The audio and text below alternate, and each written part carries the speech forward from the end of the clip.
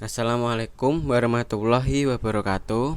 Perkenalkan, nama saya Febrianus Agnos Basuki dari kelas 2D D3 jurusan Teknik Kimia, nomor absen 9.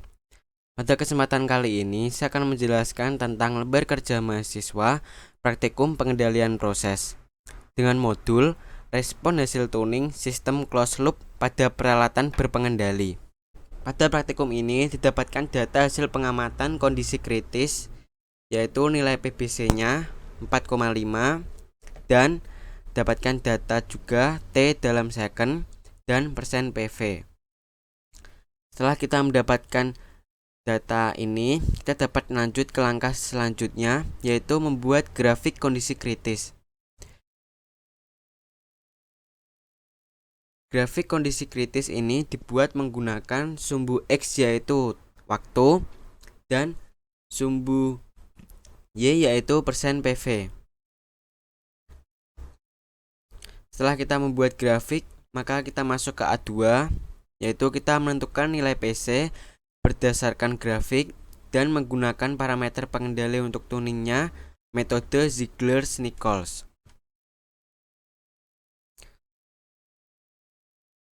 Dari data tadi didapatkan nilai PBC yaitu 4,5. Setelah kita mendapatkan nilai PBC, kita dapat mencari nilai PC. PC sendiri yaitu periode kritis, yaitu waktu yang kita ukur dengan cara mencari jarak antara dua titik puncak yang berdekatan. Cara mencari PC yaitu adalah kita harus menentukan dahulu mana titik puncak yang akan kita pakai. Bisa titik puncak 1 dengan 2 atau titik puncak 2 dengan 3. Untuk kali ini saya akan menggunakan titik puncak 2 dengan 3. Titik puncak 2 dengan 3 ini didapatkan hasil 0,5 cm. Berarti kita bagi dengan skala 0 sampai 50. Interval waktunya 0 sampai 50, kita mendapatkan angka 1,9.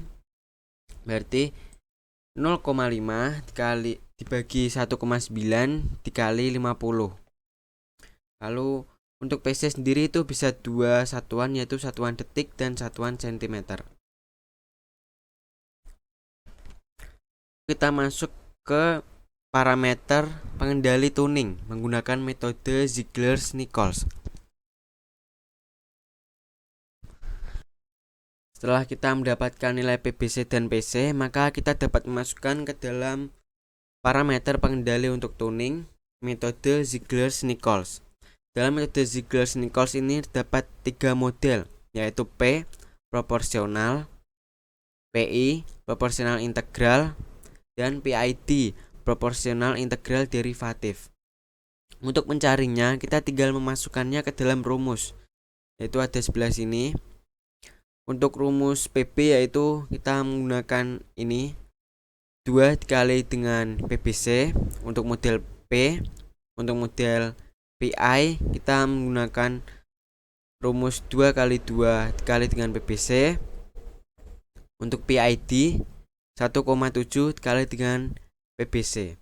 Lalu untuk mencari tau I-nya, untuk model P yaitu bernilai 0, sedangkan untuk PI kita kalikan dengan 0,83 PC.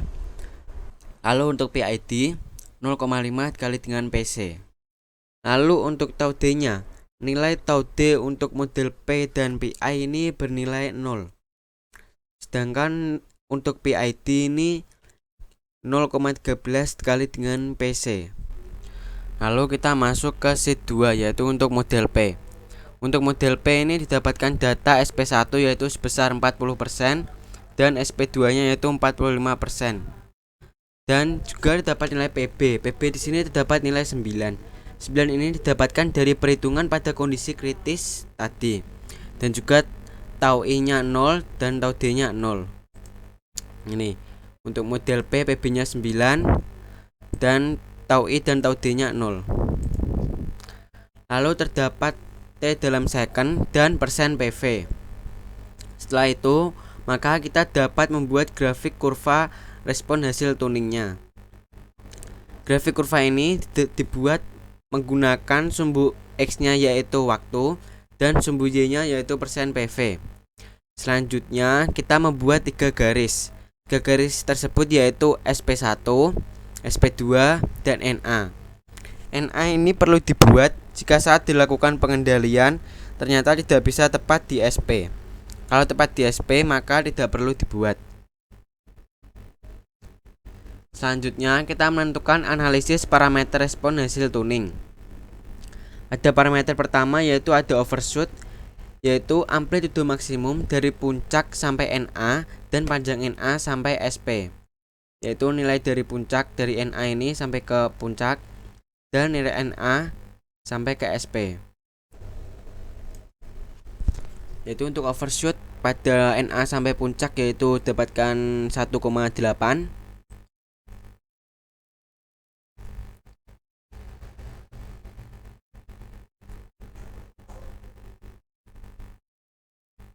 dan dari NA sampai ke SP yaitu 6,9.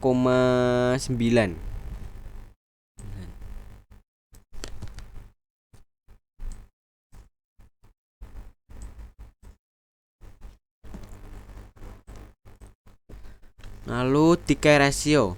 Decay ratio yaitu perbandingan amplitudo kedua ini dengan amplitudo pertama.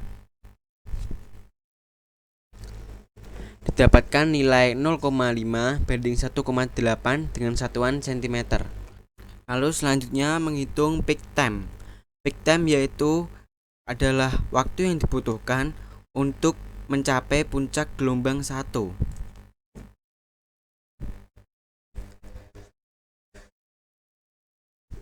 Cara menghitungnya yaitu kita harus mencari waktu kapan puncak gelombang 1. Yaitu di sini dapatkan 0,4.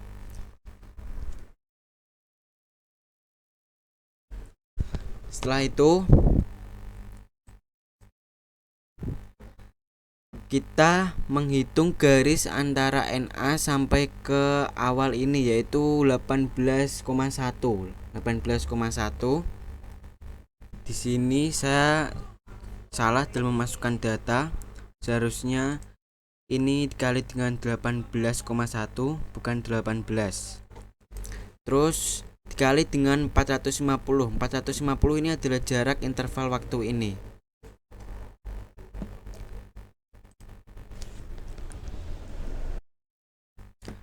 Lalu untuk rise time yaitu adalah waktu yang dibutuhkan untuk menyentuh nilai akhir pertama kali.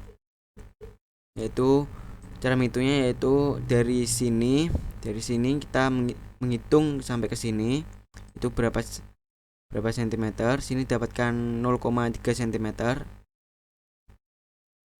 3 cm dibagi dengan jarak sini sampai ke NA sini yaitu 18,1.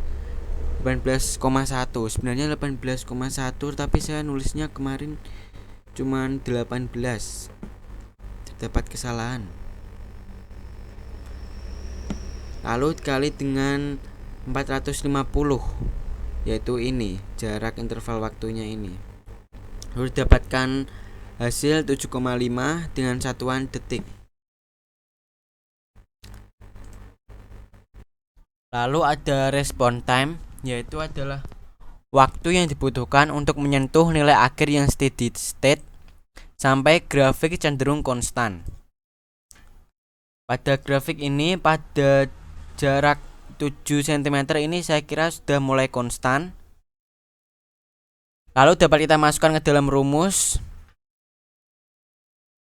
7 dibagi dengan 18 dikali dengan 450 ini. Dikali ini seharusnya dikali 150.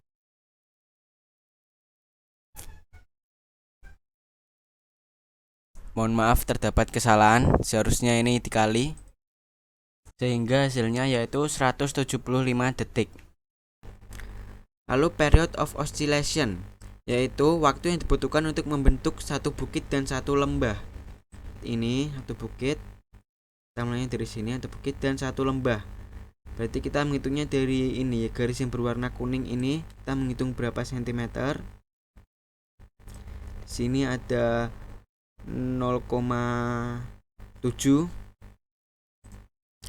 cm dibagi dengan 18 kali 450. Lalu untuk offset yaitu adalah selisih antara SP2 dengan NA. Yaitu selisih antara SP2 dengan NA ini berapa? Yaitu 0,8. Saya menghitungnya 0,8 dengan satuannya persen. Selanjutnya untuk sheet yang ketiga yaitu PI. Pada PI ini terdapat data SP1 yaitu 40% dan SP2 45%, PB-nya 9,90, tau I-nya 10,9 detik dan tau D-nya 0. Data tiga ini didapat dari perhitungan pada kondisi kritis awal tadi. Lalu ada T dalam second dan persen PV. Setelah itu kita membuat grafik kurvanya menggunakan sumbu X-nya yaitu waktu dan sumbu Y-nya yaitu persen PV. Setelah itu sama dengan tadi, yaitu kita membuat 3 garis, yaitu garis SP1, garis SP2 dan garis NA. Lalu untuk yang pertama parameter overshoot yaitu amplitudo maksimum dari puncak sampai NA dan panjang NA sampai SP. Ini dapat nilai 0 karena puncak maksimum yang pertama ini tidak bisa dikatakan puncak maksimum karena masih belum melewati NA. Oleh karena itu nilainya 0. Selanjutnya ada decay ratio yaitu perbandingan amplitudo gelombang kedua dengan amplitudo pertama. Hal ini juga nilainya 0 karena gelombang pertama ini dan gelombang kedua ini masih belum melewati garis NA. Lalu ada peak time, yaitu waktu yang dibutuhkan untuk mencapai puncak gelombang 1. Cara menghitung peak time yaitu kita harus mencari dahulu berapa jarak pada puncak pertama ini. Pada puncak pertama ini jaraknya adalah 0,5. Lalu kita bagi dengan 17, yaitu skala ini, garis ini. Lalu kita kali dengan interval waktu ini 500. Didapatkan nilai 14,7 detik. Lalu untuk rise time yaitu adalah waktu yang dibutuhkan untuk menyentuh nilai akhir pertama kali. Pada rise time ini jaraknya adalah 1,5 di sini. Sekitar 1,5 di sini pada saat dia melewati NA. Lalu kita harusnya seperti tadi, yaitu dibagi dengan 17 dikali dengan 500, didapatkan hasil 44,11 detik. Lalu ada response time yaitu adalah waktu yang dibutuhkan untuk menyentuh nilai akhir yang steady state sampai grafik cenderung konstan. Pada grafik ini cenderung konstan yaitu ada pada 8 cm ini sudah mulai konstan. Lalu rupesnya seperti tadi kita masukkan, yaitu dibagi dengan 17 dikali dengan 500, yaitu interval waktu ini. Dapatkan hasil 235,30 detik. Lalu ada period of oscillation, yaitu waktu yang dibutuhkan untuk membentuk satu bukit dan satu lembah. Di sini satu bukitnya itu ada di sini. Ini satu bukit dan satu lembah. Jarak ini tadi sudah saya hitung yaitu 0,5. Lalu masukkan rumus seperti tadi, bagi 17 dikali 500 menghasilkan 14,7 detik. Lalu untuk offset sendiri yaitu adalah selisih antara SP2 dengan NA. Yaitu SP2 ini dengan NA ini. Tadi saya sudah menghitung yaitu jaraknya 0,2 dengan satuan persen. Lalu kita masuk ke sheet 3 yaitu PID. Pada PID ini didapatkan data SP1 yaitu 40%, SP2 45%, PB-nya 7,65, tau I-nya 6,57 detik, dan tau D-nya yaitu 1,7 detik. Lalu ada juga T second dan persen PV. Setelah kita mendapatkan data-data tadi, kita dapat membuat grafik kurva respon hasil tuningnya, yaitu dengan menggunakan sumbu X-nya waktu dan sumbu Y-nya yaitu persen PV. Setelah itu, kita dapat menghitung parameter pertama yaitu overshoot. Overshoot yaitu amplitudo maksimum dari puncak sampai NA dan panjang NA sampai SP. Yaitu adalah amplitudo maksimum ini. Lalu titik puncak ini yang pertama ini kita bandingkan dengan yang dari titik NA sampai ke bawah.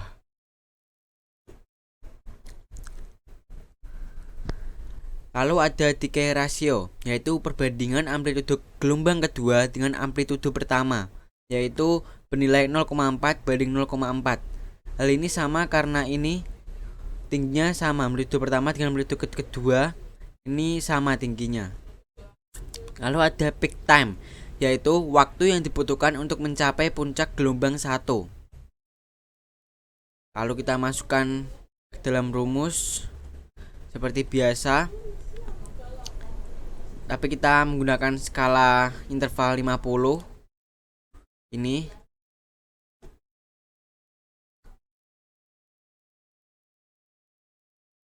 Dapatkan hasil 18,75 detik. Lalu ada rise time, yaitu waktu yang dibutuhkan untuk menyentuh nilai akhir pertama kali, yaitu kita harus mencari dahulu titik yang berpotongan dengan garis NA, yaitu ini. Setelah itu kita menghitung berapa jaraknya. Jaraknya di sini 0,4.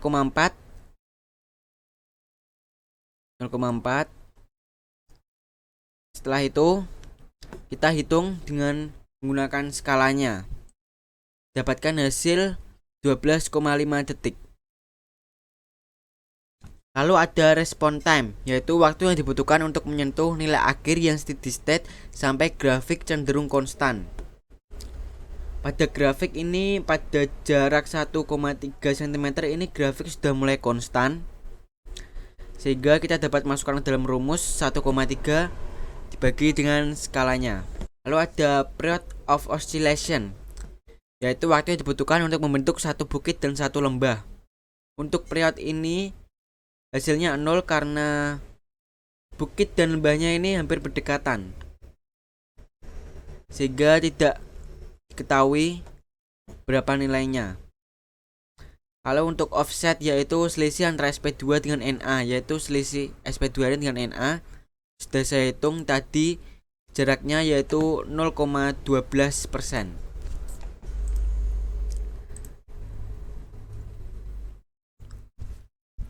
Sekian video yang bisa saya buat.